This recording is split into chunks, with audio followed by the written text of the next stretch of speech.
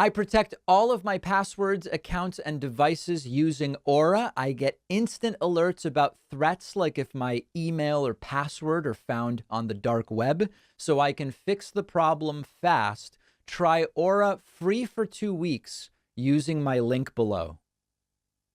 Let's start with some very important, actually good news today, at least sort of, if the problem gets fixed. A judge has ruled that Ron DeSantis's new redistricting map in the state of Florida is completely unconstitutional, not okay. The lines are going to have to be redrawn. And this is very good news because what was done in Florida was such a brazen attempt to gerrymander to the benefit of Republicans. And everybody tries to do it.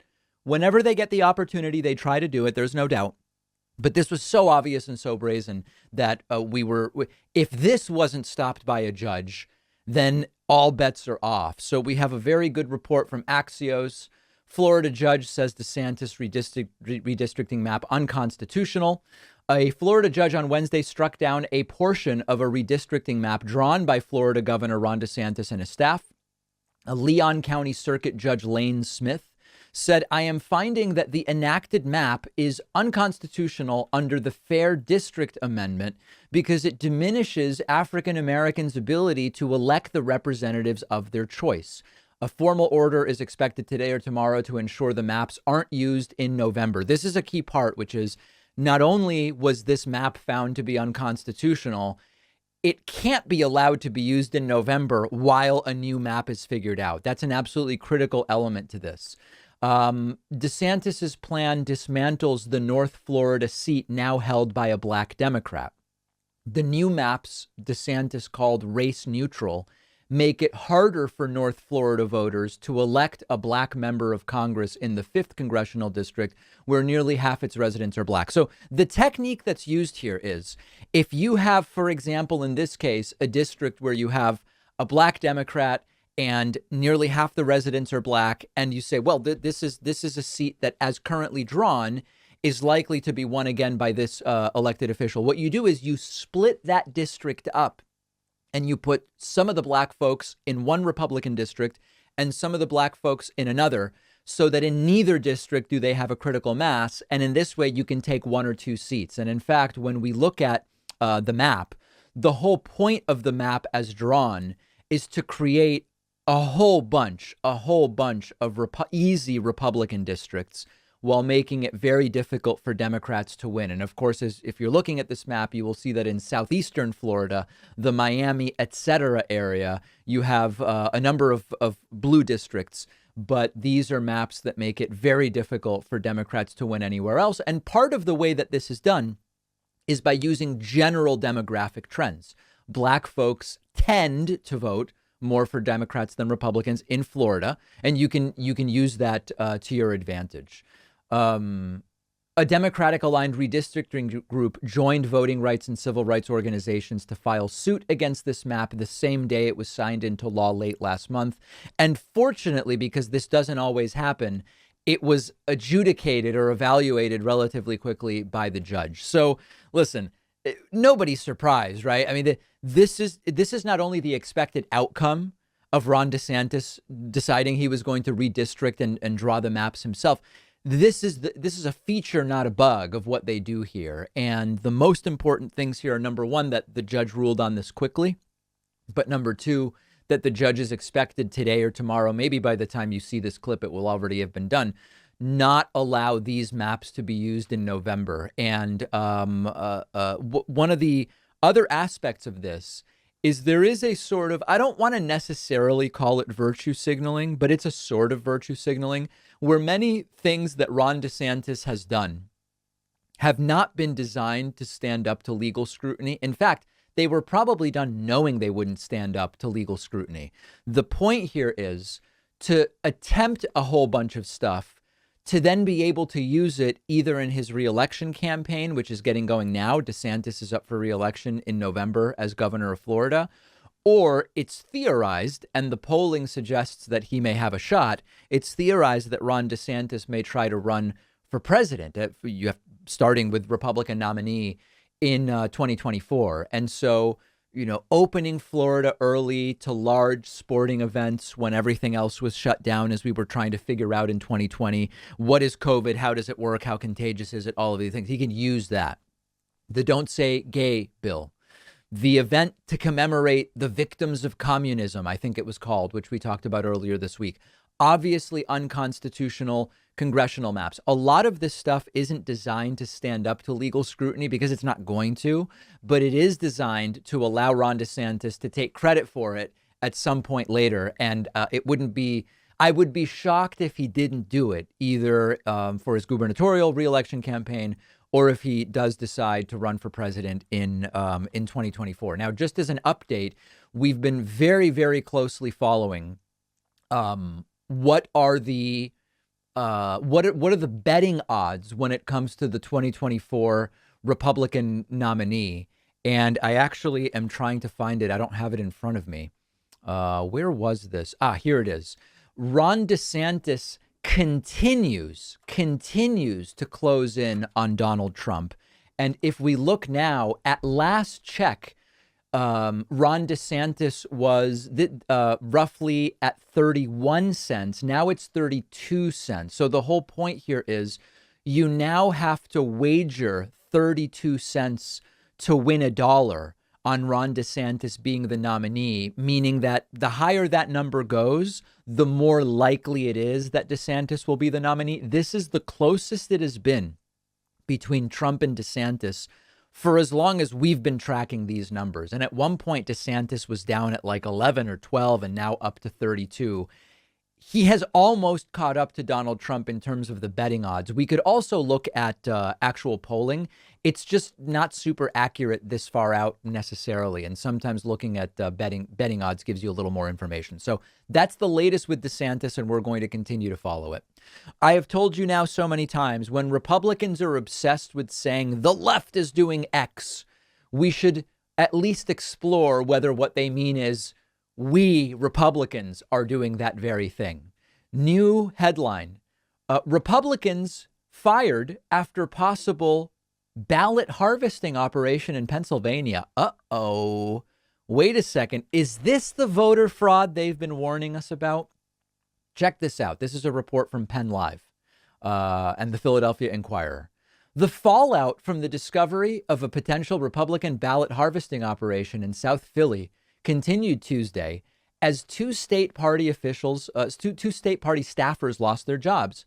The matter became fodder for attacks in the Republican primary for governor, and lawmakers on both sides jockeyed to define just what the situation said or didn't about voting by mail. Republican Party officials have fired Seamus O'Donnell and C.J. Parker, both of whom are affiliated with the Republican Registration Coalition, the PAC behind the South Philly mail ballot operation. Prior to his termination, O'Donnell and the PAC's former treasurer and Republican ward leader in Northeast Philly worked as a field organizer for the state party, most recently on the campaign of state Senate candidates Sam Oropeza. Parker, also a Republican ward leader, worked as a personal aide to state party chair Lawrence Tabbas. Okay, they declined to comment. Sources who described the terminations said the party's decision to cut ties with the two men stemmed from an Inquirer story last week, raising questions about the PAC's work registering people in South Philly to vote by mail. Listen to this. The news organization found dozens of Republican mail ballots for the May 17 primary were being diverted to a P.O. box registered to the Republican Registration Coalition. Uh-oh. The committee's chairman said he helped the voters fill out ballot applications, inserting his P.O. box on the form where voters would typically write their home addresses, though he maintained he was doing this as a service to the voters, of course, and intended to hand deliver the ballots once they arrived. Many of the affected voters say they don't remember applying to vote by mail and had no idea why their ballots were going to Lanzelotti instead of directly to them. One said Lanzelotti delivered his ballot back to the city once filled out, which would violate state law. Now, would violate state law. They've been fired. They've not yet been charged with anything. If they did this, it is arguably criminal. When we say something violates state law, that means it's a crime. At the minimum, we need an investigation. But the most important thing here is They've been talking about this voter fraud now for a long time. They talked about it for 6 months leading up to the 2020 election. We found no evidence of voter no evidence of voter fraud meant to or succeeding at helping Joe Biden steal the election. But given that in the anecdotal cases where we find this type of stuff, it's almost exclusively Republicans, shouldn't we be exploring Donald Trump's performance in 2020, even Donald Trump's performance in 2016? Now, am I being facetious? I don't really know. I mean, I'm not alleging without evidence that Trump and Republicans committed voter fraud in 2020 and 2016, other than the people who were caught, right? I'm actually being careful and responsible with my speech. But when all the smoke is coming from Republicans getting caught doing this stuff, don't we at least need to ask the question? In the time that Republicans have been saying, look at the fraud committed by Democrats, which doesn't exist, shouldn't we at least make sure that they haven't been committing voter fraud, voter suppression, election fraud on their side? Just a question, and you can tell me how you think it should be answered. On Monday, May 30th, Memorial Day, we will be doing a one-day membership special. It is our midterm membership special, trying to build the ranks of membership as we head into a critical time for the left. Hopefully it doesn't go terribly wrong. I would love for you to sign up on that day. We'll send out an email with a special coupon code on Memorial Day. To be notified, just get our newsletter at davidpakman.com. Go to davidpakman.com, sign up for the newsletter, and then you will be notified on Memorial Day of how to avail yourself of this great membership discount. One of the fastest growing crimes in the U.S. is identity theft, and there's a new victim every 14 seconds. This has happened to me before. I've talked on the show. We got hacked. It was costly. It wasn't a good feeling. And that's why I now protect myself with Aura, one of our sponsors. Protecting your accounts and devices gets complicated because you need a bunch of different tools, and Aura combines them all into one app. Identity theft protection, fraud monitoring, password management, antivirus, all in one place. They monitor email addresses, passwords, social security number, bank accounts, credit cards. If something happens, you get an immediate alert on your phone, and then Aura can help me fix it as well. Aura is letting my audience try it free for 2 weeks at aura.com/Pakman. With the free trial, you can do things like see if your login credentials have been found on the dark web. I saw an old password was in 4 different data breaches. Probably something you want to know, and it's free, so you might as well just use the link down below. The David Pakman Show is, of course, a community-funded program. We offer an extra show every day for those who support us through our website at joinpakman.com. You can sign up, get a membership in, my estimate is it's like a 45 to 60 second process to sign up. With average computer skills, probably 45 to 60 seconds. And you'll get an extra show every day called the bonus show. You get a commercial-free audio feed of the show and a commercial-free video feed of the show about 6 hours before we publicly publish these. And when we do our town hall events, members get priority access to talk to me. All of those member benefits at joinpakman.com. And you can get a discount when you use the coupon code OBAMNA. OBAMNA. What is better than that? Hard to imagine anything better than that. Sign up at joinpakman.com. All right, we're going to look at a pretty entertaining but also disturbing clip today. This is a clip of Republican Senator Tommy Tuberville. He participated in a national security Senate hearing. And it's on the one hand hilarious because the guy can't put together a coherent question or sentence throughout his opportunity to ask questions. At the same time, it's really disturbing because this is who the people of Alabama selected to send to the Senate. So it's hilarious and it's disturbing. Check this out. The guy can't ask one question that makes any sense. Good morning. Director Haynes, in your best assessment, does Russia intelligence closely monitor our Secretary of Defense? I think Russian intelligence tries very closely to monitor all of our senior leaders. Yeah, thank you. Okay, so far we're okay. Does Russia monitor our leaders? Fine. Now look at where this goes. So you believe that noted that when he or said that Russia weakened What? and that the U.S. will move heaven and earth to arm Ukraine, do you believe that's right? He should say that? Yes, I think the Secretary of Defense should say Do you what he believe thinks. Russia blames the U.S. intelligence community for helping Ukraine shoot down a Russian plane carrying hundreds of people? I'm sorry, sir. Can you repeat the question? Do you believe Russia blames us, our intelligence agency, for Ukraine shooting down a plane with hundreds of troops on board? Do you think Russia blames us for that? Which plane are you thinking of? There was a plane recently that was shot down, a Russian plane, that 100 troops. Do you believe that they blame our intelligence agency for that? I don't know, sir. Okay. Do you believe that Russia blames our U.S. intelligence for sinking their flagship, Moskova? Do you think they blame us for that? I don't know, sir. We haven't seen any direct report. To what extent do you access that Russia believes? Do you access? I think he means assess. I mean, it's if this guy has a reading disability, then okay. But as far as I knew, he didn't, and he's just struggling to make sense with English words and trying to put them together. It is at war with the West and the United States. You think that they believe Do you access it is at war? they're at war with us? Russia has historically believed that they are in a conflict, in effect, with NATO and the United States on a variety of issues, including in cyber and so on. So you believe that they're fighting us, that they're fighting us as well as they're fighting Ukraine, correct? In a sense, Yes. their Yeah. perception. Yeah.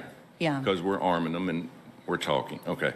General Barrier, does the United States or Ukraine have air superiority over the war zone? Which one has air superiority? I would call it, Senator, I would call that an air standoff right now. I mean, the Russians can fly tactical aircraft over the line. I guess maybe what he was getting into the direction of is that it's dangerous in Ukraine. Like, okay, so I'm going to be as charitable as I can here about what Tommy Tuberville was trying to make evident here. He was trying to make the case that, listen, even if we don't consider that we are at war with Russia, Russia does see themselves as being in a conflict with the United States. And we as the United States don't actually have control of the airspace over Ukraine. So U.S. officials shouldn't go to Ukraine because it's dangerous or something. Like, I'm trying to make sense out of nonsense here. But what is clear is that our country is in pretty serious trouble. This is 1 out of 100 senators. This is not like, oh, it's just everybody gets to speak at a school board meeting and it's just a random person from the community who doesn't know anything about anything. This is 1 of 100 senators. Random poli-sci students would have better and more coherent questions than Tommy Tuberville. But this is the guy that Alabama Republicans said we want to send him to the Senate. We get 2 of the 100 senators. Here's the guy that we want to send. We're in trouble as a country, folks. We're in trouble as a country, and it is looking very, very ugly. Oh, speaking of it looking very ugly, you're not going to believe this. Donald Trump was convinced that China had a hurricane gun that they were using to shoot hurricanes at the United States. Let that sink in. Trump thought China had a hurricane gun. A Rolling Stone article. Trump kept asking if China was shooting us with a hurricane gun. The then leader of the free world also inquired whether the U.S. could bomb China in retaliation for the alleged hurricane attack. So he wanted to bomb Mexico, and he also wanted to bomb China. Look at this. Near the beginning of Trump's time in office, the then president had a pressing question for his national security aides and administration officials.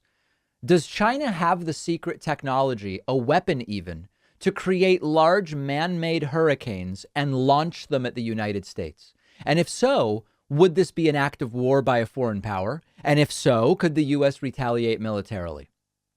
Trump repeatedly asked about it, according to 2 former senior administration officials and a third person briefed on the matter. A former Trump official recently said, quote, "It was almost too stupid for words. I did not get the sense he was joking at all." Wow. The sources tell Rolling Stone that Trump started interrogating national security officials and other staffers about the alleged weapon during the first year of his presidency, and it would pop up sporadically at least until the end of 2018. 2 of the sources recall that as Trump got deeper into the second year, he started to drop the topic, but would sometimes joke about it. The other former senior official said, "I was present once when he asked if China made hurricanes to send to us. He wanted to know if the technology existed. One guy in the room responded, 'Not to the best of my knowledge, sir.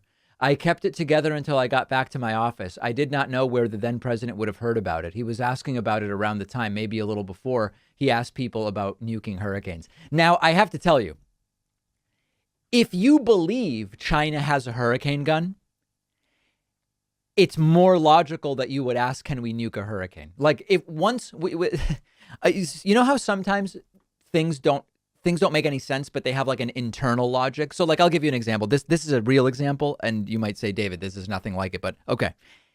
If you believe abortion is murder, okay, it would follow from that you might say prosecute women who have abortions for murder. Okay. I disagree with all of it. I disagree abortion. I disagree with any of it. 100% against it, against all of it. But I understand if you believed abortion was murder, you might believe all these other things and try to do all these other things. Okay. A little bit like that.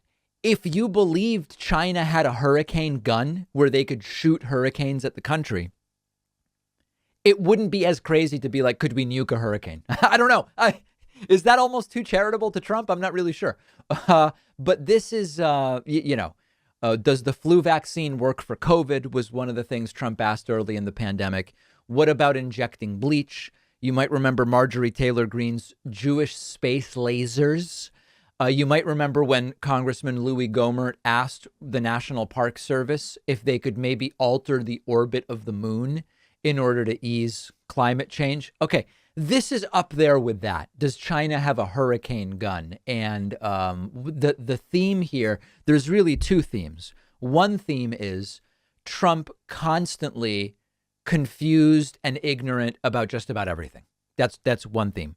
And then the second theme, Trump really wanting to know about bombing all sorts of people. Remember, it was either late in the campaign or early in the presidency.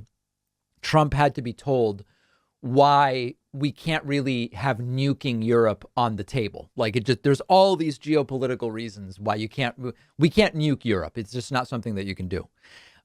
He wanted to bomb Mexico, and Mark Esper had to kind of dissuade him from doing that in order to go after the cartels. He was asking about nuking hurricanes, as well as retaliating militarily against China for what he suspected might be some kind of hurricane gun in order to shoot a hurricane. The theme is bombing, bombing, bombing, and it is absolutely and completely nuts. We will have more on this on the David Pakman Show Instagram page, which you can find at David Pakman Show. We're going to take a quick break. We've got great stuff coming up on the show today.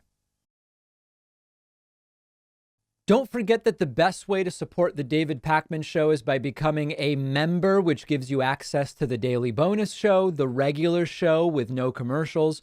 You also get access to our entire archive of every episode dating back a really long time and plenty of other awesome membership perks. Go to joinpakman.com and use the coupon code BETTER21 for a huge discount. Joinpakman.com. Today, we're going to be speaking with Steve Kaufmann, who's a former Canadian diplomat and business executive who's spent the last 16 years learning languages and encouraging others to do so with his YouTube channel, Lingo Steve, and lingq.com, an app that he co-founded. It's really great to talk to you. I appreciate you being on. Glad to be here. So, okay, I mean, let's orient the audience a little bit. You speak about 20 languages, is that correct? Right. Let's say a dozen or so that I could easily get into a conversation and hold up my end, and another, 8 or so that I'm in various stages of having forgotten or learning.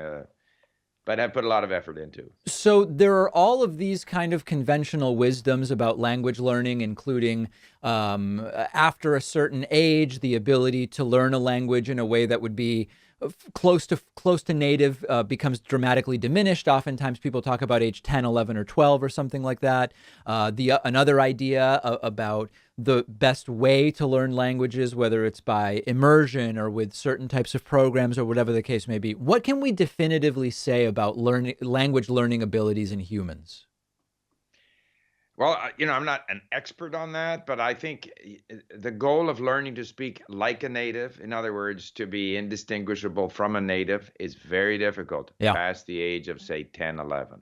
We've all experienced, I mean, if you have an immigrant in the US or Canada that came before the age of 12, very likely they'll end up speaking like a native. If they arrive after the age of 20, they'll speak very, very well. They may have a large vocabulary. They may express themselves better than natives, but you will always detect a little something there that gives them away. So the goal isn't to speak like a native, in my case.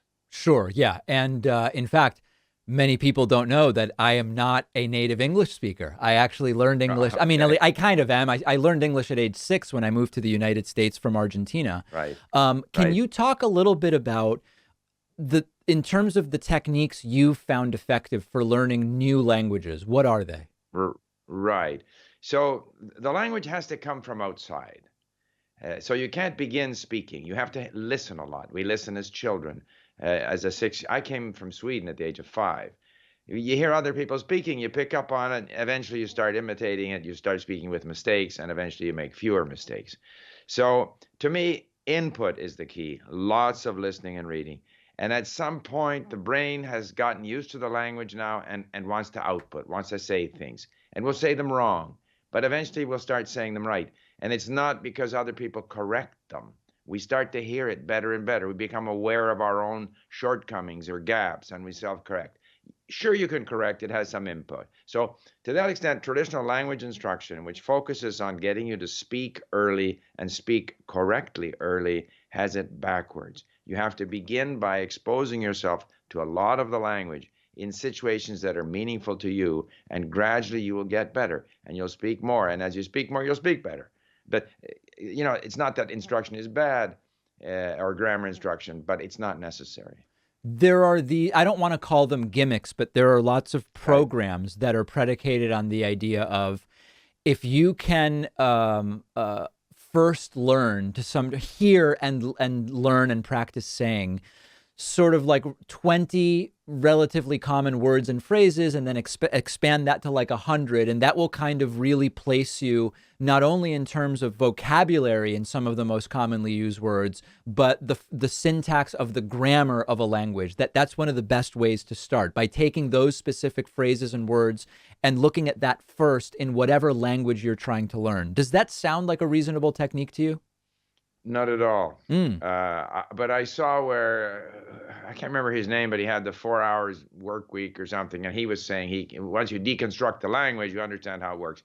I don't believe that, because first of all, anything you learn in the language, you're going to forget. So if you learn them all, a certain 20 phrases, you're going to keep on forgetting them anyway. Those very common words and phrases are going to come up. If you're listening and reading and allowing your brain to get used to the language, the very common words and phrases are going to come up. You can't sort of isolate them and learn them. You have to learn them as part of allowing your brain to get used to the language. Some of the sort of structural aspects, okay, the verb comes at the end. That's going to become pretty obvious to you. You're going to get used to it. And the idea of learning a few phrases, I mean, I've tried it. When I say I went to a country where I didn't speak the language, like Vietnam, I got a phrase book. I tried to learn the phrases. Hopeless. You just can't. It's a gradual process of absorbing. It's kind of like a snowball getting larger and larger as it rolls down the hill. You can't just isolate a few things and learn them. I don't believe that. It would seem intuitive and obvious that languages that are more similar to those that we speak are the easiest to learn. I mean, for example, my French is pretty okay, and I could tell when I was in French class in high school that I had a much easier time because I spoke Spanish. So much of French is similar to Spanish. When I go to Italy or Portugal, I can just speak Spanish to a lot of people and they speak their language to me. We understand each other because the languages are similar. On the other hand, I've tried to learn Hebrew and it's extraordinarily difficult. It's a different alphabet. It's written from right to left. The syntax of the grammar is completely different. Is that always the case? Just that the closer the language is to what you speak, the easier it is? Always the case. The biggest issue in learning languages is words, vocabulary. So if you're going from Spanish to Portuguese, you got 95% of the vocabulary. With French, you got 90%, or whatever the number is. Yeah.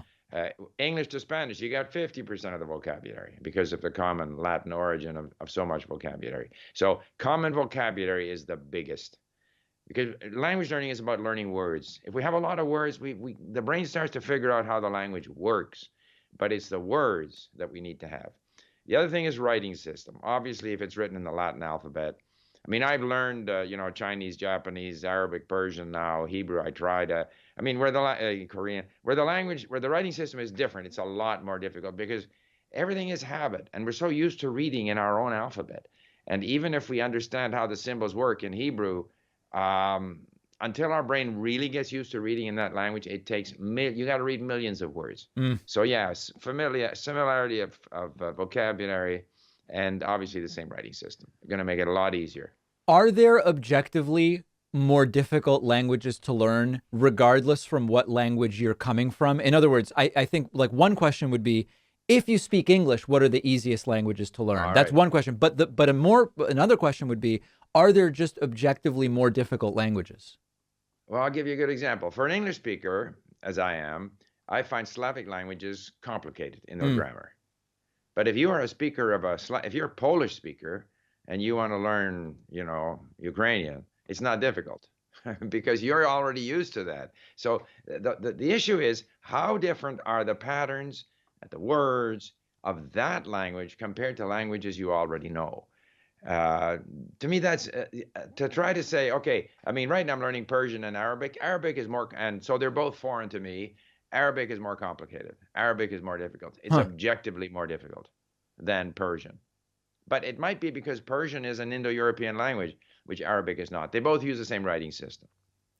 Language? Sorry. No. I was going to say, when you start with a different writing system like those, do you go directly to the written language, or do you not even worry about that initially and just start with listening to it and trying to speak? Well, I always start listening. And when I listen, I can't understand. Obviously, it's just noise. So then I start reading. But I read small amounts. In the case of Arabic and Persian, I go straight into the writing system.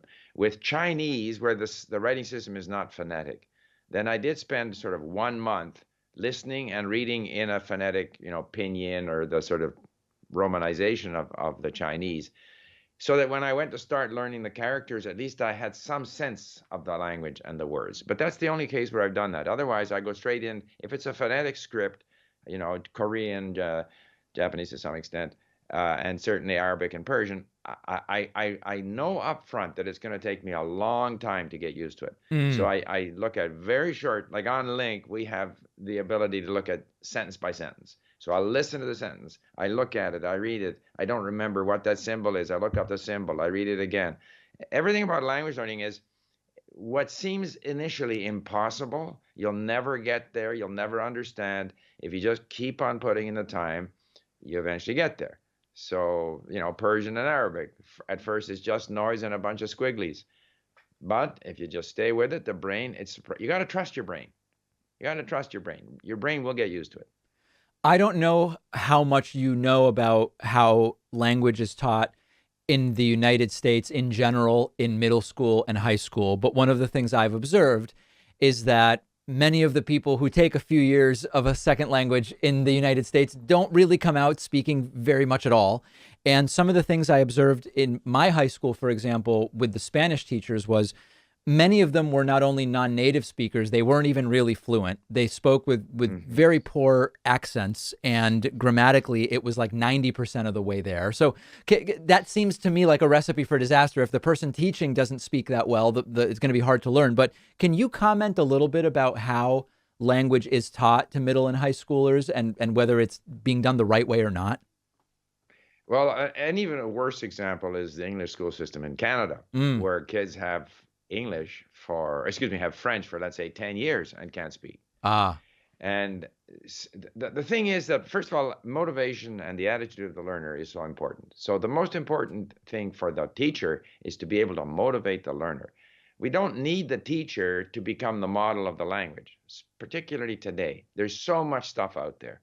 There's Netflix and YouTube and podcasts and radio and TV. We don't need the teacher to be the model of the language, but the teacher has to motivate the learner. You don't even really need the teacher to teach the grammar. You can look it up. If I want to know the conjugation of a verb in Spanish, I can look it up if I'm curious, if I'm motivated. So the key thing is motivation. And that's where the way languages are taught typically is quite demotivating, because you're taught some rules of grammar, you're tested on it, you get it wrong. Getting things wrong is not very motivating. If you can spend the time listening to things of interest to you, reading, getting the language in you, more students will learn to speak. Well, some students don't want to learn, but it's the whole idea: can you increase the number of people who are motivated enough to learn that they will actually go out and learn? Last thing I want to ask you about, very anecdotally, I'm curious whether there is a linguistic or societal explanation for why some folks seem to be almost like predisposed to better learn some languages like English. And I'll give you an example. This is very anecdotal, and I'm going to you for you to tell me it's only anecdotal or there's something to it. I've met a number of folks from the Philippines when I was in France, when I was in the UK, who spoke English as though they were Native American individuals. And they told me, I've never even been to the United States. I learned English merely by watching American films and television shows and kind of teaching myself. And to me, they sounded like Native American English speakers. Is there something, for example, about the Filipino language or the people that might predispose them to be better at learning English? Is there something to that? I don't think so. I mean, we have a lot of Filipino immigrants here in Vancouver, and a lot of them speak with a noticeable accent, which they never get rid of. It's rather the access to American TV programs. If you go to Sweden, everyone speaks English. It's not because they teach English better in their schools. It's because all television programs are in the original version. So they watch lots of American and British television. It's kind of natural to them. That's almost part of the culture they grow up with. So again, it comes back to input. If you're an English-speaking Canadian in Vancouver, you never watch anything in French, unless you're going to the French immersion program. The school system is not going to do much for you. They're going to teach you a bunch of rules. You won't have anything at the end of it. So it all comes back to input. I mean, and people do learn who aren't in the country. When on television watching these, I'm amazed at these Ukrainians, that are on TV a lot, and they're being interviewed, and their English is unbelievable. Yeah. And they haven't been living in the States. So if a person is motivated, if a person spends time listening to the language, reading in the language, that's much more important than any classroom activity. We've been speaking with Steve Kaufmann. You can find his YouTube channel at Lingo Steve, and also the language learning app that he co-founded at lingq.com. That's LINGQ.com. Steve, such a pleasure having you on today. I really appreciate it. I could talk forever on languages. If you value what we do at The David Pakman Show, remember to support us on Patreon. Go to patreon.com/David Pakman Show, where you can get access to behind-the-scenes videos, the daily bonus show, the commercial-free daily show, as well as special discounts on merch, including hats, hoodies, mugs, and T-shirts. You can support the show for as little as $2 a month. Check it out at patreon.com/David Pakman Show. All right, I love this next story. Republican Senator Lindsey Graham has now been caught on audio recordings from a little while ago, slamming Trump and saying Joe Biden's actually good. Joe Biden is the best person in this post-Trump riot moment that the United States faced over a year ago. You have to listen to this stuff to believe it. So let's get right into it. New audio tapes have leaked of Senator Lindsey Graham saying Trump went too far and plays the TV game while calling Biden the best person to have post-January 6th. Now, these are reasonable comments. It's yes, Trump has gone too far. Trump plays the TV game. Joe Biden was at least a good person to have in that he brings calm and rationality and sort of the opposite of the mania of much of the right. But the reason it's notable is that Lindsey Graham is a Republican senator, and publicly he was praising Trump and saying Trump's great and all these different things, with occasional moments of disagreeing with Donald Trump. A new audio has leaked of Senator Lindsey Graham revealing his feelings about Biden and Trump. Graham is heard saying he thinks Biden is the best person to have after the Capitol riot. Graham also criticizes Trump in another tape, saying he plays the TV game and went too far. So let's get to some of these clips, some of this audio. Take a listen. We'll actually come out of this thing stronger. Moments like this reset. It'll take a while. People will calm down.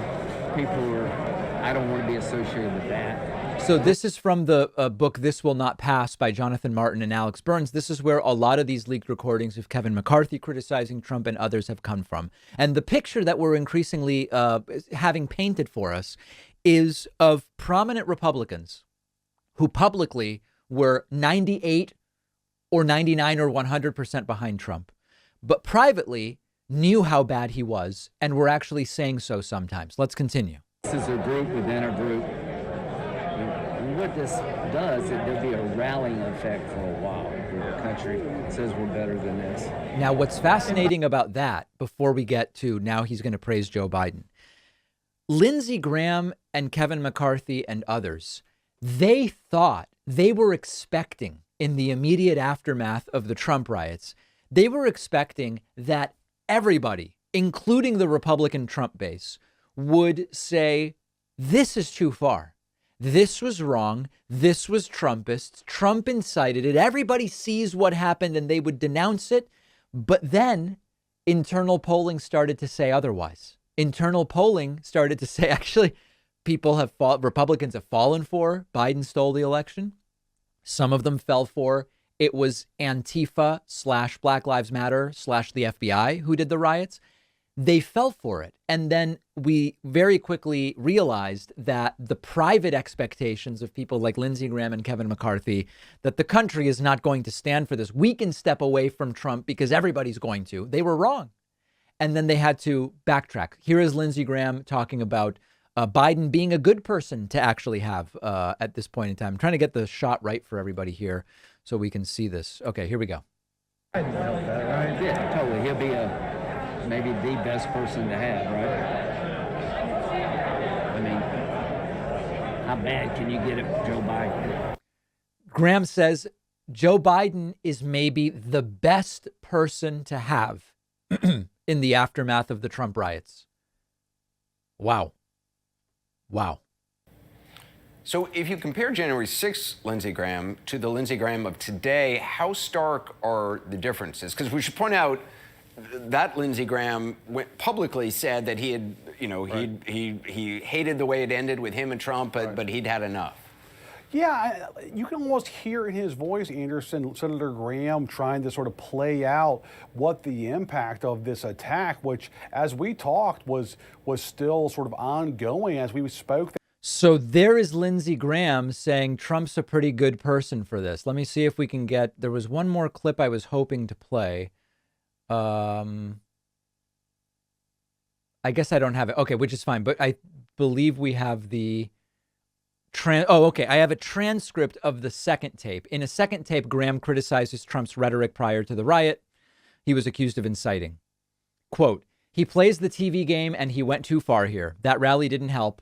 Talking about primarying Liz Cheney, he created a sense of revenge. So I've said this before, and I'm going to restate it. I believe that this is worse than being a true believer. The true believers who really support Trump, they're only wrong and their moral compass is misguided. And we can make a lot of criticisms of the true believers of Trump. The false believers, I believe, are even worse, because on top of all of the bad things that they are supporting by publicly supporting Donald Trump, they are knowingly allowing their country to be damaged for purposes of political expediency or maintaining access to the office of the presidency or maintaining a favorable relationship with their constituents or whatever the case may be. I think that the false believers are worse from a moral standpoint. And we can put Mitch McConnell in this as well to some degree. I mean, in the immediate aftermath of the Trump riots, Mitch McConnell clearly expected to some degree that the vast majority of the Republican base would dump Trump. But Mitch McConnell was part of the Republicans who also thought the Republican base would never choose Trump as their nominee back in 2015 and 2016. So he's been wrong time and time again. He's been wrong every time about now they're going to ban it. And so they end up having to kind of backtrack. And for someone, I mean, listen, Mitch McConnell, Graham, they're not political idiots. To some degree, they're a little bit astute when it comes to politics in some sense. They all seem unable to realize how monstrously unaffected of a significant portion of the Trump base is by the things that actually take place. Go all the way back to grab them by the you-know-what and that tape. It almost seems quaint and naive in some weird way to think back to when we thought, wow, Trump's primary candidacy, it's got to be over, right? I mean, grab them by the you-know-what. You can just do what you want and all these allegations. It didn't matter anymore. It didn't matter. And it is a monstrous base. And if we've learned one thing, it's that if you overestimate the morality and intelligence of the Trump base, you end up being wrong. You end up disappointed or in places you don't necessarily expect to be. And that's what happened to Lindsey Graham. It's what happened to Kevin McCarthy. It's what happened to Mitch McConnell. They expected at some point their base would wake up to the madman that was Trump, and they never did. And these are their constituents. We have been talking now for over a week about the possible unintended or maybe intended but unexpected, or maybe intended and expected consequences of what we believe is the forthcoming Supreme Court ruling overturning Roe v. Wade. And we said, well, they'll probably try coming for gay marriage.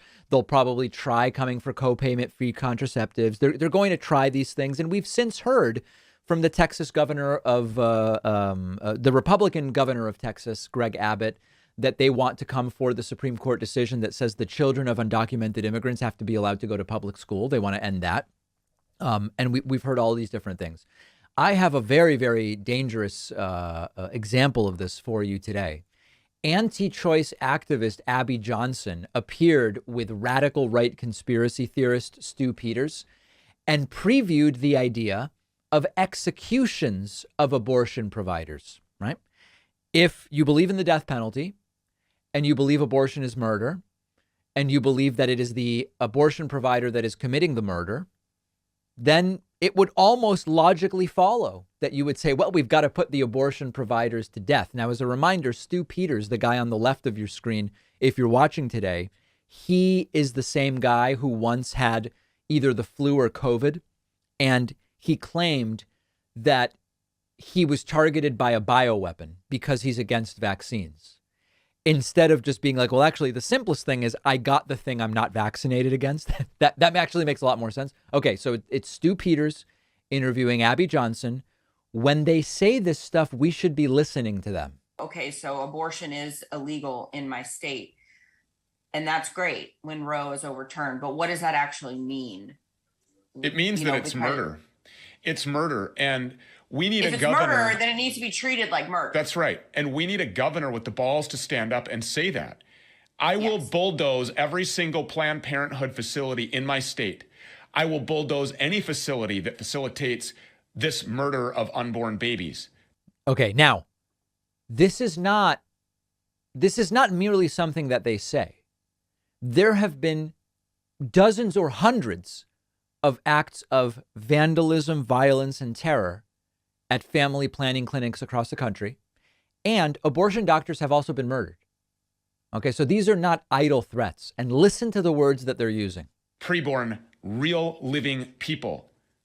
I will make it a criminal offense to fund anybody that does this. And if you're found out funding murder or carrying out murder, you will be executed. Wow. Period.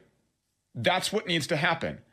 They need to be indicted and they need to be tried and they need to be executed. Now, before we go on to the Civil War part that they talk about, there are some on the radical anti-choice right who say, try and execute the abortion providers. There are others who go further and say execute the mother as well, because ultimately she's consenting to the procedure. That's a controversial position even among the right. Some on the right say, no, the women are the victims, so you don't go after them. And it's a fraught question because politically there are problems on both sides of that. It's a crazy conversation. I'm acting like it's a rational conversation. It's not. But certainly execute the abortion doctors. They mostly feel pretty good about. Let's move on to the next section now. To war over slavery, right? Why? Because there was a group of people who were seen and treated as subhuman.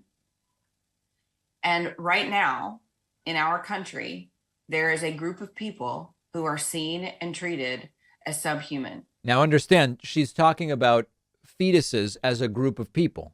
That is part of how they identify with this issue. I mean, we are in our society at war, but maybe it means more than that. And maybe it should. If there was ever a time, if there was ever an issue for us to, actually go to war over. Wow. If there was ever a time when this becomes illegal and if these clinics try to remain open and kill these babies, then maybe direct action needs to take place. That's right. They're talking about a civil war. They're talking about violence. By the way, at the bottom of the screen, I don't know if you can see this, it says the underbelly of the Soros plan to kill American babies. So it's never a good story on these right-wing channels unless you can somehow involve George Soros in it as well. This is the right-wing wet dream. Killing abortion providers legally through the death penalty, okay? And a civil war. They're not kidding. And hopefully this will never happen, but they're telling the truth that they would like to see it happen. And we know there is willingness to do violence, to do murder from the anti-choice right. They've killed people. Dr. George Tiller, family planning doctor. We've talked about it. We covered it when it took place. I don't remember what year it was. Was it 2012? Let me be clear on that. George Tiller. Let me make sure I know. 2009. Sorry. 2009 in Wichita, Kansas. George Tiller was shot dead by anti-choice activists. And I recently appeared on the Daily Wire's Michael Knowles show again to talk about this issue of abortion. And we're going to be publishing that soon. And you will see the way in which these people talk about this issue incites violence. It incites violence. And this issue is not going away anytime soon. We have a voicemail number. That number is 2192-DAVID-P. I got a call. This is pretty interesting. There's a caller who isn't happy with an anti-death penalty argument that I guess I made at some point. Take a listen to this. This is very interesting. David, you did it again on today's show. The death penalty, arguing that we sometimes kill the wrong people is not an argument against the death penalty, dude. That's an argument against the judicial system.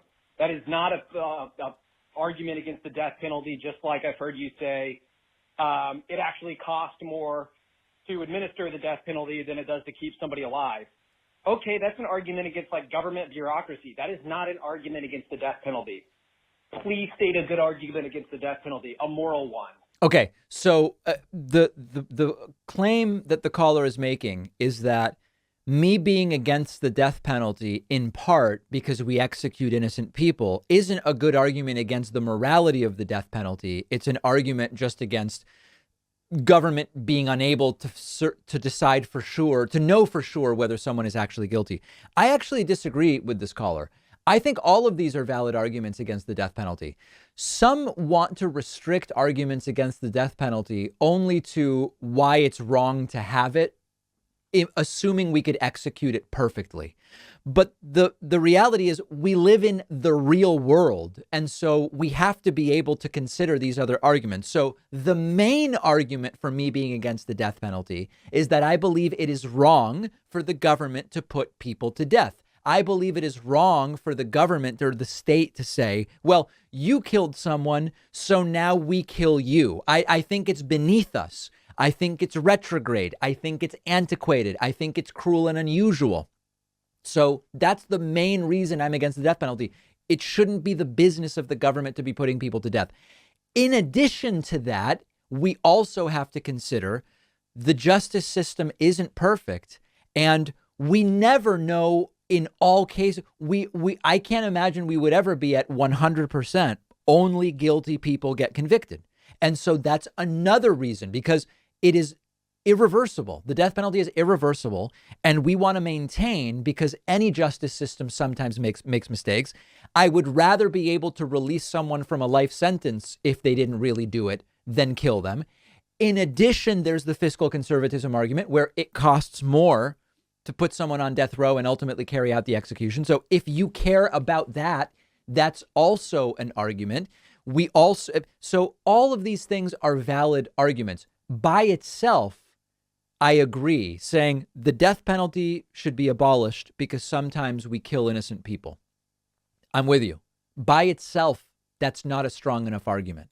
But it's fine to include it as part of a bigger picture about the death penalty and its problems. And there's other issues as well, which I've brought up in the past about the death penalty. So I respectfully disagree with the caller that it's not a valid component of opposition to the death penalty.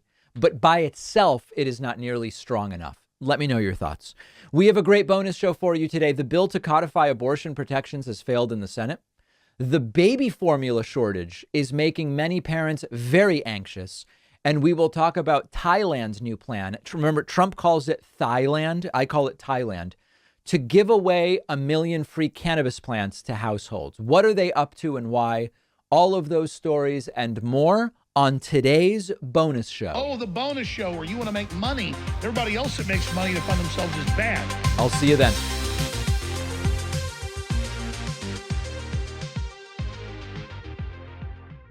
Thanks a lot for watching today's show. I just want to take a second to tell you about today's sponsors. I protect all of my passwords, accounts, and devices using Aura. I get instant alerts about threats, like if my email or password are found on the dark web, so I can fix the problem fast. Try Aura free for 2 weeks using my link below.